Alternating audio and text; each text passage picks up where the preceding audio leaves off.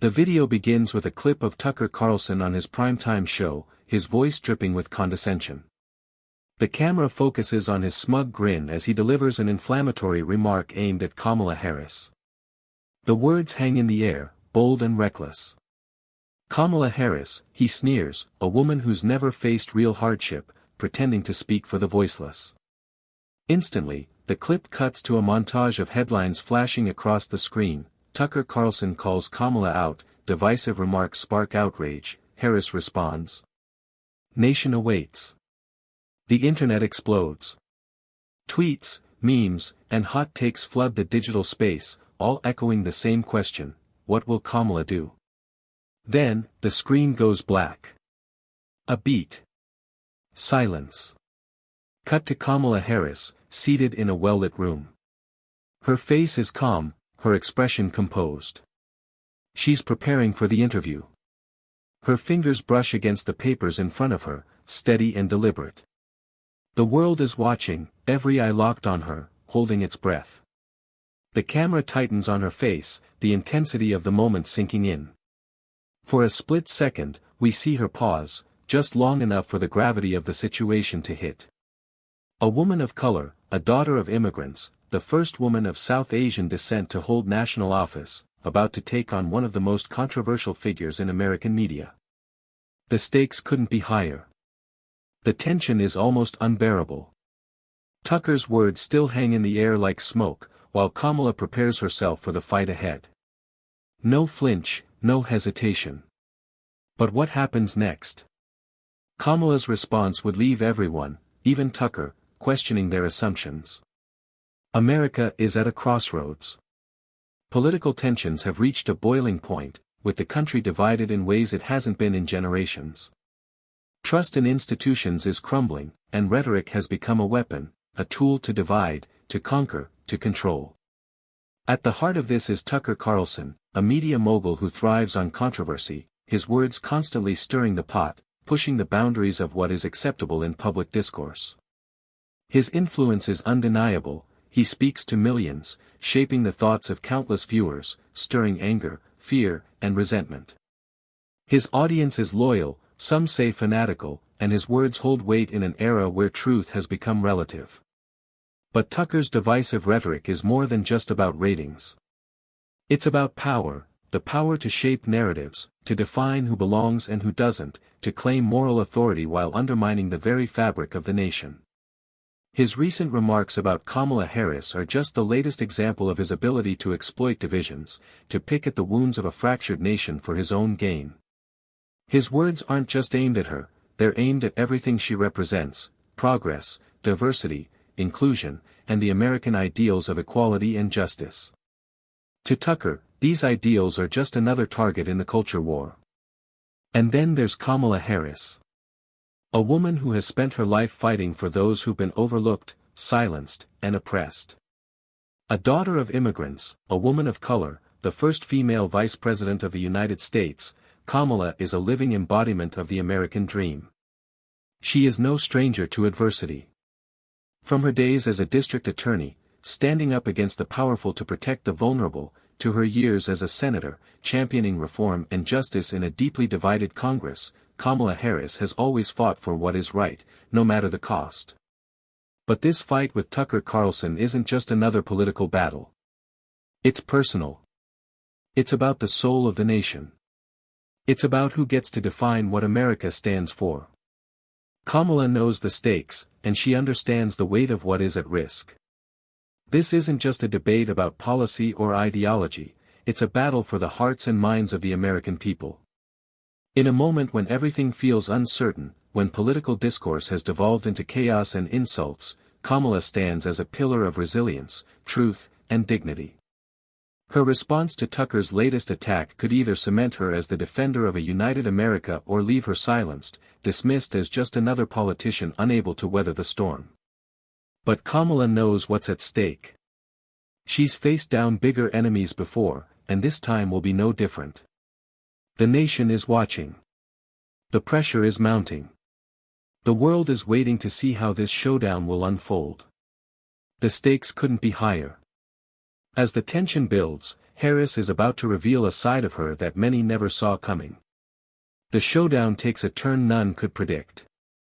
Tucker Carlson didn't just rise to fame, he was crafted for it.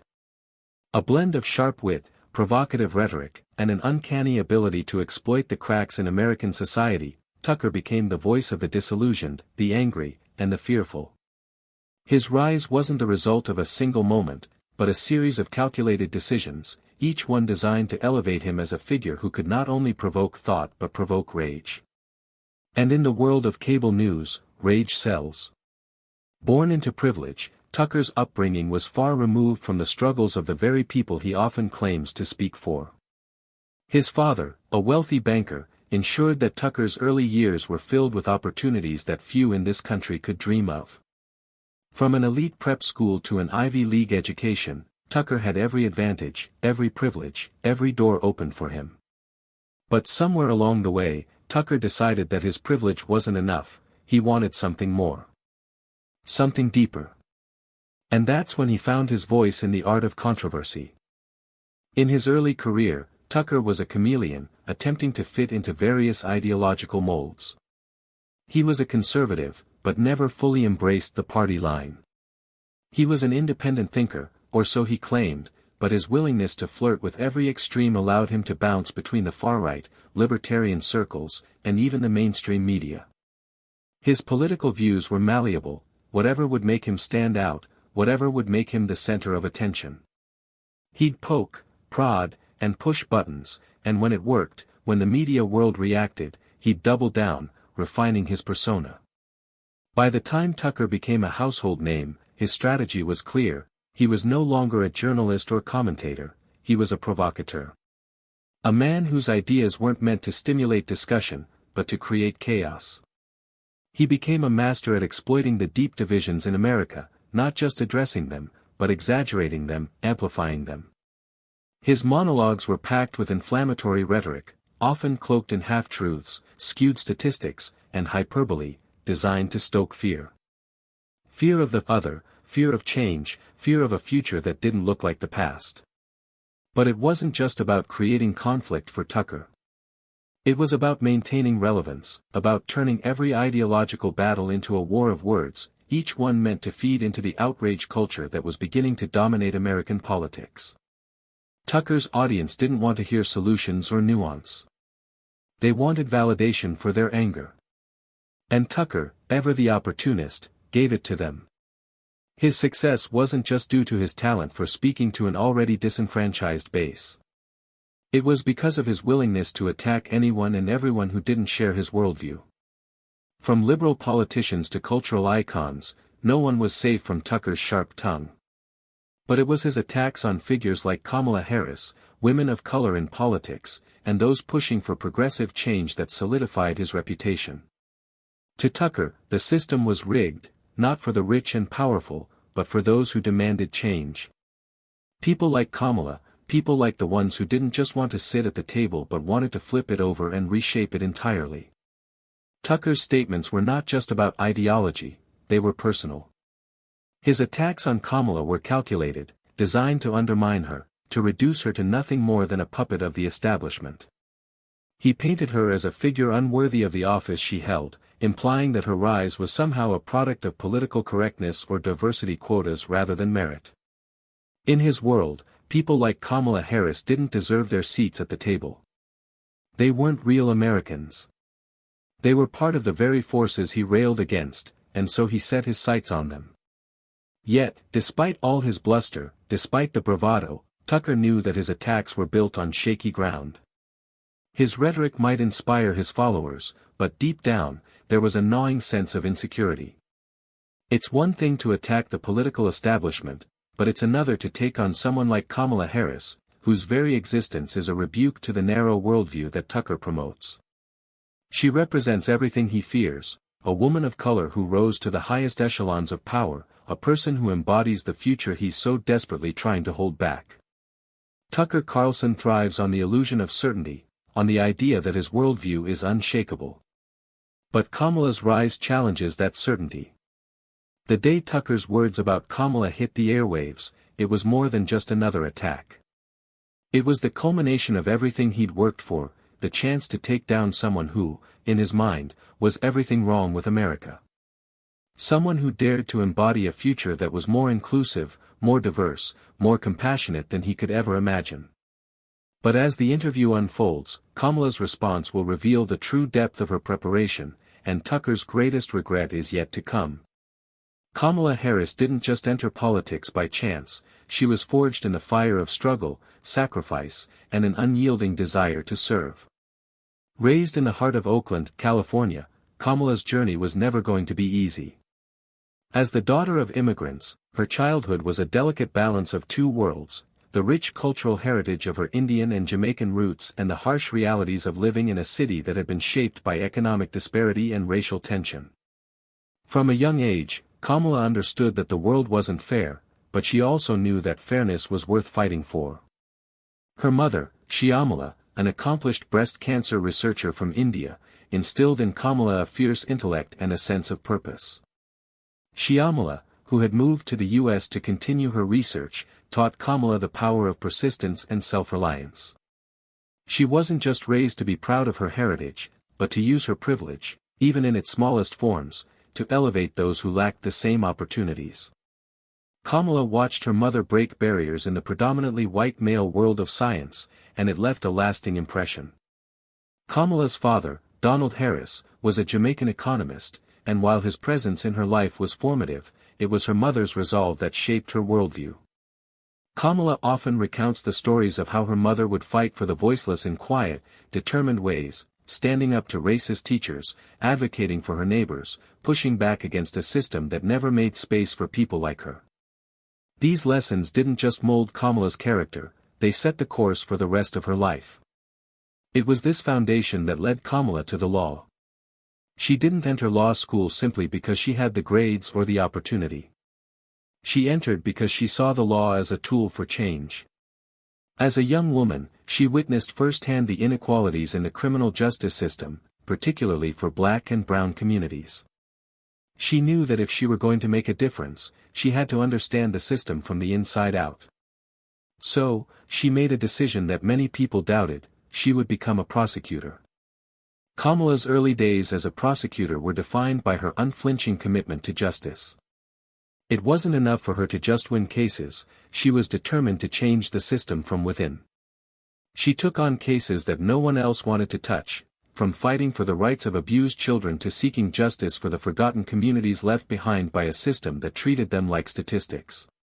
In a male-dominated field, where those in power often dismissed the struggles of the marginalized, Kamala rose through the ranks. She didn't just meet expectations, she shattered them. Her rise was not without challenges. She faced resistance, not just because of her gender, but because of her background. As a woman of color, Kamala was often seen as an outsider in the political circles she moved in. She was frequently asked to prove her worth, questioned for her decisions, her actions, and her very place in the room. But Kamala never backed down. She knew that the only way forward was to continue pushing, continue fighting for the values that shaped her life: integrity, equality, and justice. By the time she became District Attorney of San Francisco, Kamala had already become a trailblazer. She was the first woman, the first black woman, and the first South Asian woman to hold the office. But her role wasn't just about making history, it was about making change. She was determined to reform a broken system, one that had often treated black and brown communities with indifference and cruelty. She fought for criminal justice reform, for alternatives to incarceration, and for programs that offered second chances to those who had been forgotten. Her tenure as DA wasn't without controversy, and she made plenty of tough decisions. She caught flack for her stance on issues like the death penalty and the prison system. Yet, even when facing pressure from all sides, Kamala stood firm. She believed in the power of rehabilitation over punishment, second chances over retribution. She knew that real change required more than just reforming laws, it required changing hearts and minds. When Kamala transitioned into her role as California's Attorney General, she faced the immense challenge of navigating a legal landscape entrenched in inequality. But rather than retreating in the face of those challenges, she leaned in, working tirelessly to expand access to healthcare, fighting to end human trafficking, and challenging the systemic inequities that held people back. In every role she held, Kamala was a force for progress, a voice for the voiceless, and a beacon of hope in an often bleak political landscape. Her decision to run for Senate was yet another step in her long march toward the ultimate goal, to create a system where everyone had an equal shot, regardless of their background. The Senate race wasn't easy, it was grueling, contentious, and, as always, filled with those who doubted her abilities, who told her to back down.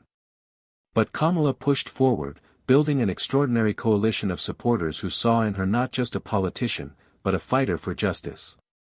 Her victory in 2016 made her California's first female senator, the first black senator, and the first South Asian senator in American history. Through it all, Kamala Harris never lost sight of her core belief, that the power of service lies in its ability to elevate others. The more success she found, the more committed she became to ensuring that success wasn't hers alone.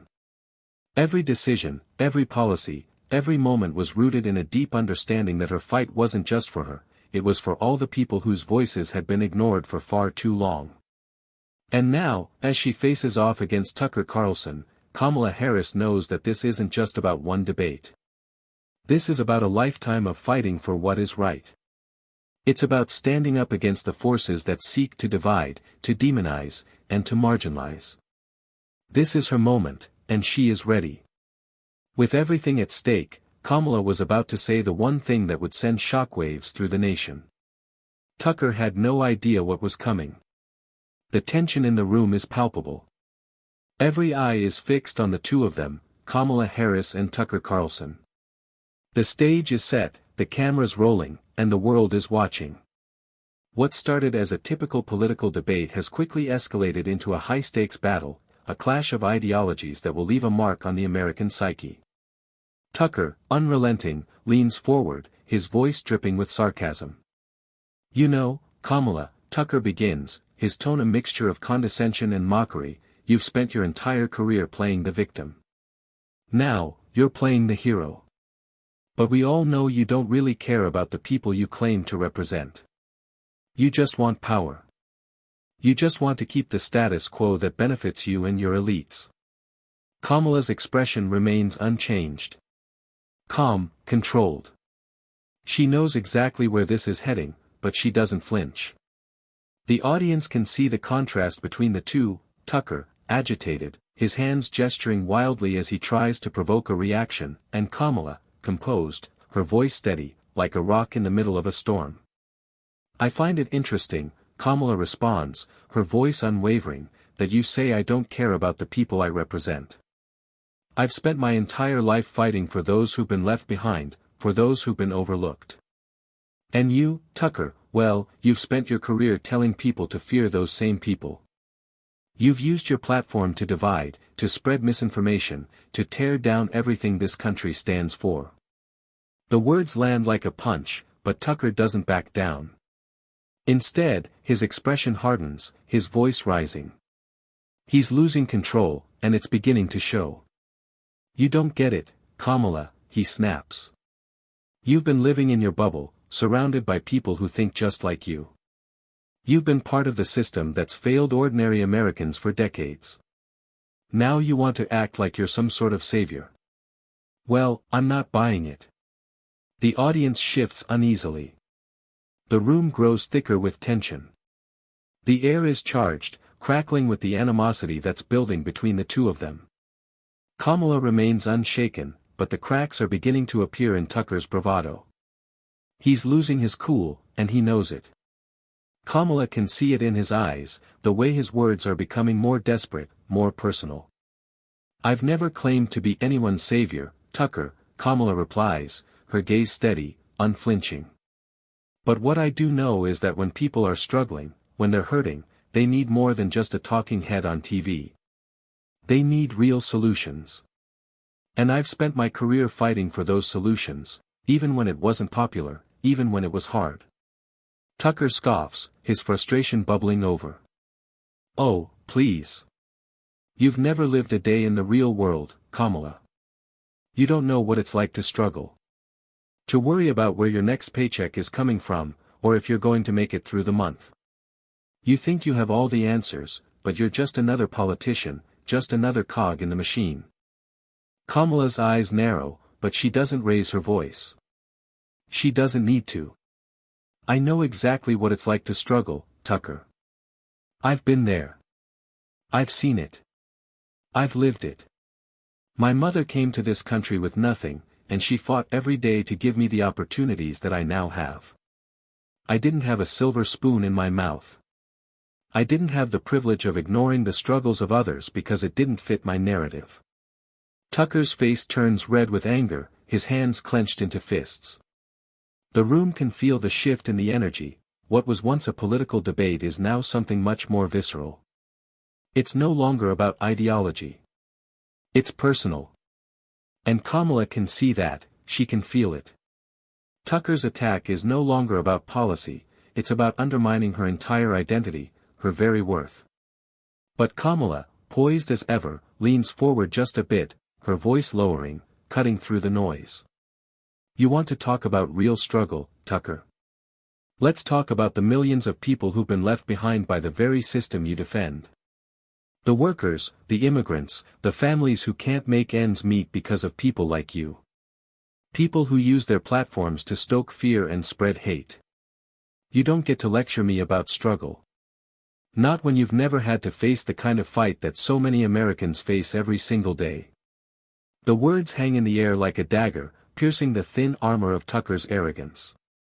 He's no longer in control. His face is flushed, his breath shallow, and the audience can sense it. The mighty Tucker Carlson, the man who's built his career on dominating others, is losing ground. His arrogance, once a source of power, is slipping away with each word Kamala speaks. The debate has gone beyond politics. It's become a battle of character, a fight for the moral high ground. And Kamala, with her calm and measured responses, is slowly but surely dismantling Tucker's entire narrative. As the debate reaches its peak, Kamala prepares to drop the ultimate mic drop moment, a response that will not only silence Tucker, but also change the narrative forever. Kamala Harris has said it before, but today, in this moment, her words are about to crystallize into something that will echo far beyond this debate. As the tension in the room thickens and Tucker's barbs have all but exhausted themselves, Kamala remains composed, poised, and powerful, the calm center in the storm of conflict. Tucker leans in, trying one last time to provoke her, his voice rising, full of the usual arrogance, but there's something different now. He's rattled. His earlier smugness has cracked, leaving behind only frustration. You can sit there all you want, Kamala, he sneers, his face flushed with indignation, and pretend like you're some sort of beacon of hope, but you're nothing more than a tool of the establishment. Your so-called solutions only benefit the elites, just like every other politician out there. You've been in power for how long? And what's changed? The words tumble out, desperate. But Kamala doesn't flinch. She simply shifts slightly in her seat, her gaze unwavering as she prepares to deliver the one response that will cut through the noise and strip away the thin veil of credibility Tucker has left. The crowd is watching, waiting for her move. And then she speaks. Tucker, you've spent your entire career pushing a narrative that says people like me don't belong in these spaces, she begins, her voice low but steady, a stark contrast to his escalating aggression. You tell people that I'm part of a system that's failed them, that I'm somehow a puppet of the powerful. But here's the truth you're too scared to acknowledge. She pauses, letting the words sink in. Tucker doesn't respond immediately, his eyes narrowing. He's trying to regain his footing, but Kamala has already set the stage. She's already shifted the power dynamic. The truth is, I've never been afraid to stand up to the system. I've spent my entire life fighting to break it open, fighting to give people a voice, to give them the tools they need to thrive. Every step I've taken, every position I've held, has been with one goal in mind, to make this country more just, more equitable. The question isn't whether I've been in power long enough, it's whether the people I've fought for have had a fair shot in the first place. Her words slice through the room, clean and precise. There's no anger, no defensiveness. Just the weight of truth, delivered with the kind of composure Tucker can never replicate. The audience is silent, hanging on every word. Kamala continues, leaning forward slightly, her voice still calm but now carrying the weight of her experience. You've asked me what's changed. Let me answer that. I've seen firsthand the impact of policies that leave families behind, whether it's the families of color who've been devastated by a broken criminal justice system or the immigrants who risk everything to seek a better life. And I've fought, every single day, to change that. To make sure that everyone, no matter where they come from or what they look like, has a shot at the American dream. Tucker opens his mouth to retort, but she cuts him off. There's no room for him to interrupt, no space for his interruptions to gain ground. The truth is, Tucker, Kamala says, her tone growing sharper, her eyes locking with his, the system is broken. Not because of people like me, but because of people like you. People who thrive on division, who profit from fear and hate, who see this country's diversity as something to be feared rather than celebrated. Tucker's expression falters. The cracks in his composure widen as Kamala delivers her next blow, each word landing with the precision of a scalpel. You've made your career off of telling people that they have nothing to fight for, that the only way to win is to fight against the other. But what you're forgetting, Tucker, is that the American people don't want to be divided. They want to come together, to work towards a future where everyone, not just the ones you choose, has a seat at the table. The room is dead silent. Every eye is on Kamala, the weight of her words settling over them like a blanket. She doesn't raise her voice, doesn't shout over Tucker's rhetoric. She simply speaks the truth that so many have been waiting for someone to say. I'm here because I believe in this country, she says, her voice carrying that unwavering sense of certainty. I believe in its potential. I believe in the idea that no matter where you come from, or how you look, or what you believe, you deserve a fair shot. That's what I've fought for my entire career. And that's what I'll continue fighting for, no matter how many people like you try to tear it down. The words hang in the air, as powerful and undeniable as any policy. There is a silence in the room that stretches, thick with the force of her message. Kamala has not only answered Tucker, she has dismantled the very foundation of his arguments, the entire narrative he's built his career on. Tucker is no longer the confident, brash figure he once was. His hands tremble ever so slightly as he shifts in his chair. His mouth opens, but the words don't come. He knows, in this moment, that he's lost. His audience can feel it too. There's a palpable shift in the room, an overwhelming sense that the tide has turned. Kamala Harris, with nothing but calm and clarity, has taken control of the narrative, and with it, the debate. Tucker stumbles, his mind grasping for something, anything, to recover, but the power he once held is slipping away. Kamala's words have not only silenced him, they have exposed the weakness in his argument, the hollowness of his divisive rhetoric. She has shown the audience something they have longed to see, leadership rooted in truth, not fear. The moment lingers. The room holds its breath. And then, as Kamala sits back in her chair, calm as ever, her message clear, the finality of her response leaves no room for rebuttal. It's done. The debate is over, and the verdict has been delivered. The internet erupted, and the world could not stop talking about it. But what happened next, shook everyone to the core. The shockwaves from Kamala's response reverberate through every corner of the nation.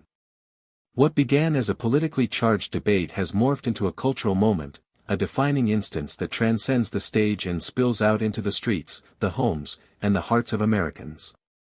The moment Kamala Harris delivered her final words, the internet exploded. Hashtags begin trending within seconds, hashtag Kamala wins, hashtag mic drop, hashtag truth over fear. Twitter, Facebook, Instagram, TikTok, every platform is buzzing with a single, undeniable truth. Kamala Harris had just dismantled one of the most influential figures in conservative media. The response is swift, overwhelming, and powerful. It starts with ordinary people, the ones who have watched politics become a spectacle, a game of insults and soundbites rather than genuine discourse. They are on their phones, laptops, and screens, sharing Kamala's final moments. The phrases she used, the calm power in her words, they resonate deeply with those who have long felt unheard in the national conversation. The debate was no longer just about politics. It had become a battle for the soul of the nation, and in this battle, Kamala was the victor. As the memes flood in, some are funny, others profound, but they all carry the same message. Kamala Harris had faced down the most polarizing voice in conservative media and emerged victorious, not with force, but with truth. One meme shows her calm face as she delivers her knockout line, captioned simply, "When truth hits harder than hate."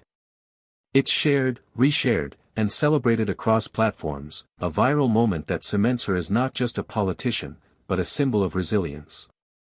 Celebrities chime in, too, rallying behind Kamala. From actors to musicians, influencers to public figures, they all echo the same sentiment. Kamala had spoken for all those who have been silenced, marginalized, and dismissed. Oprah tweets, "Kamala showed us what it means to stand in your truth and fight for those who need it most. Proud of you, at Kamala Harris." Even athletes, long accustomed to being asked to stay out of political discourse, weigh in.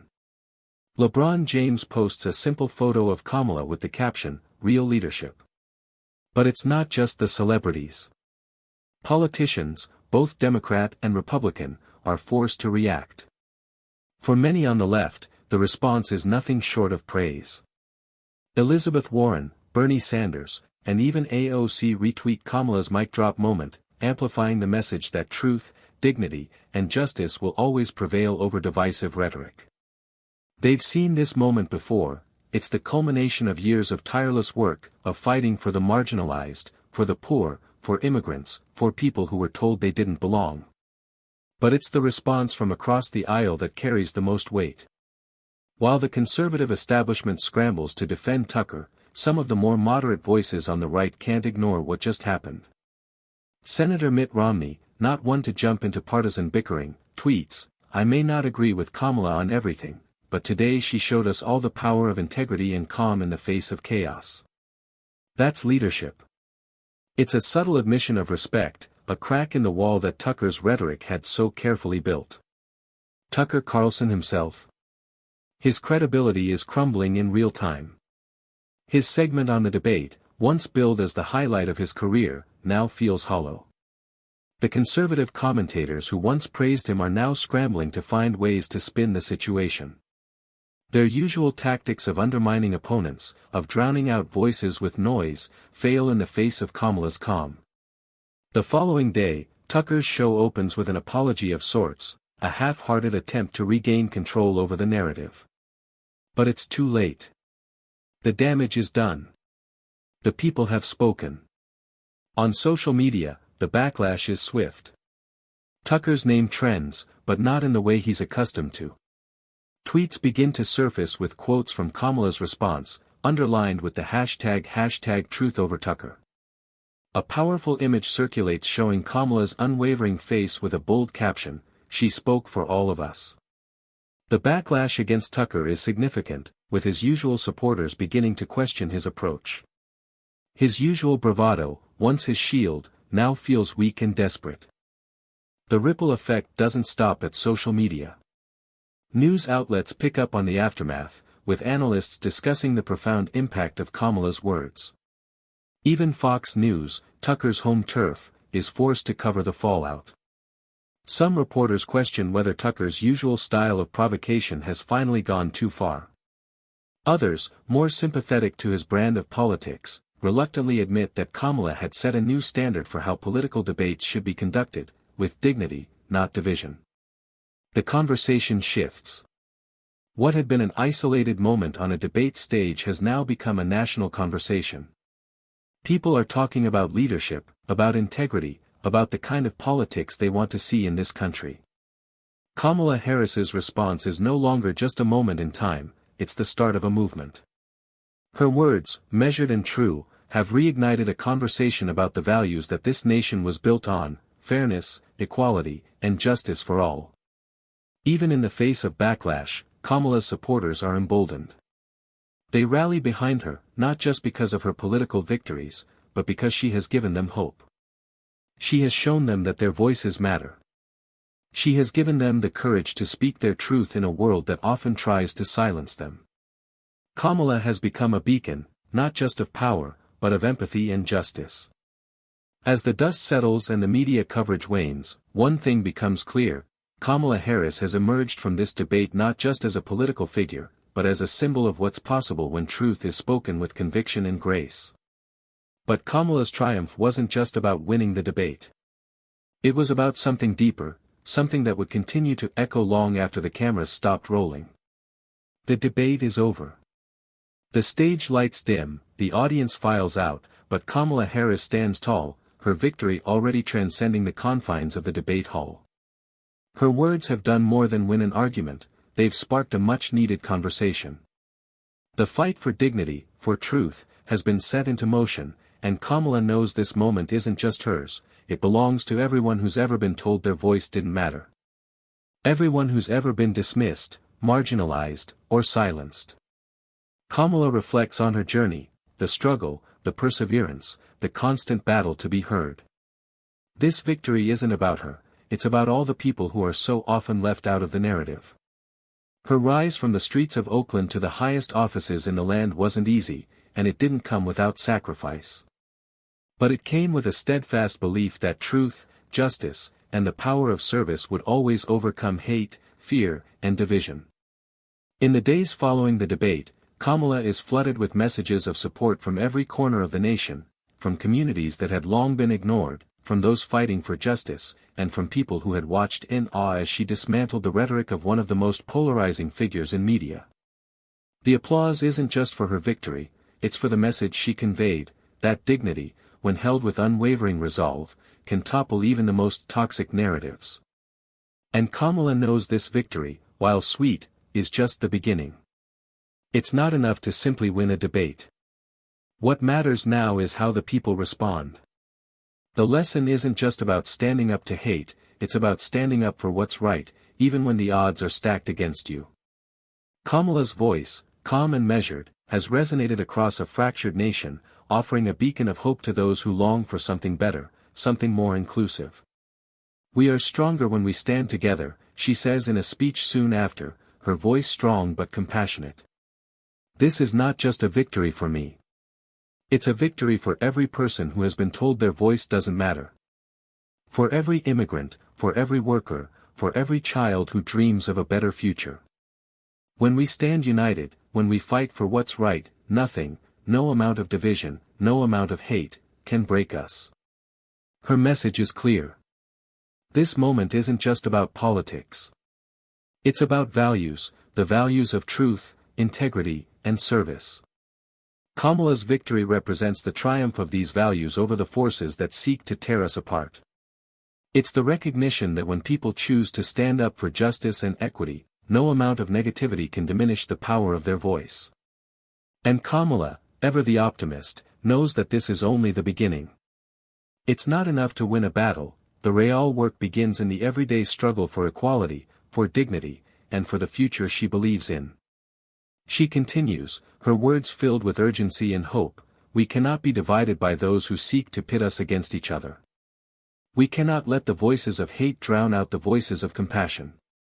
If you believe in justice, if you believe in the power of unity, then I ask you to join me. This is a movement, not a moment. We have work to do. We must fight not just for ourselves, but for everyone who believes in the promise of a better tomorrow." Kamala's victory wasn't just about silencing Tucker Carlson or winning a debate. It was a cultural reset. It was a moment that reminded America of its values, of the power of truth, and the importance of standing up to injustice in any form. The message was clear: division and hate will never define this country, dignity, justice, and service will. As the weeks go by, the echoes of that debate continue to reverberate.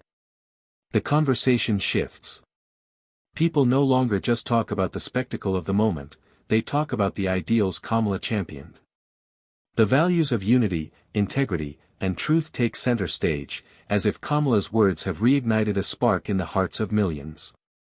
The social media posts, the rallies, the grassroots movements, they're all fueled by the same desire, to create a nation where everyone has a voice, where everyone has a seat at the table, and where truth and dignity guide the way forward. Kamala's words, delivered with grace and conviction, have sparked a movement. A movement for justice. A movement for equality. A movement for the future of America. And the best part? This movement isn't about one person, it's about all of us. It's about the collective power we hold when we choose to stand together, when we choose to rise above the hate, the fear, and the division. Kamala's victory wasn't just a political moment, it was a cultural reset. And you, too, can be part of this movement. Every person who believes in dignity, in truth, in justice, now is the time to act. Now is the time to rise up, to demand a better future, and to stand together in the fight for what's right. The journey isn't over. The real work is just beginning. The message is clear, and Kamala's leadership has shown us that when we stand united, there's nothing that can stop us. Together, we can build the future that we all deserve. Kamala Harris didn't just win a debate. She delivered a message that we, as a nation, cannot afford to ignore. In the face of arrogance, division, and hate, Kamala showed us that dignity, truth, and integrity will always rise above. This wasn't just a moment in politics, it was a defining shift in the conversation we're having about the future of this country. Kamala's words resonated with millions because they represent what America is truly about, standing up for what's right, even when the odds are stacked against you. The world saw Kamala's grace, her strength, and her unwavering commitment to the people. In that moment, she reminded us all of the power we have when we choose to fight for justice and equality, no matter the opposition. Now, it's time for us to take that message forward. The battle isn't over, this is just the beginning. Kamala's victory is a call to action for each of us. It's a reminder that we all have a role to play in creating a world where truth, unity, and dignity guide the way. We cannot let hate, division, and fear define our future. So, what's next? Join the movement. Share this video. Talk about it. Let Kamala's words continue to echo in your community. Stand up for what's right and refuse to back down. It's time to embrace the power of unity and truth. If you believe in justice, if you believe in a world where everyone has a voice, then now is the time to act. Subscribe to the channel, share the message, and be part of the change. Together, we can build a future that honors dignity, respect, and integrity, a future that we can all be proud of. The fight is just beginning. Are you ready to join?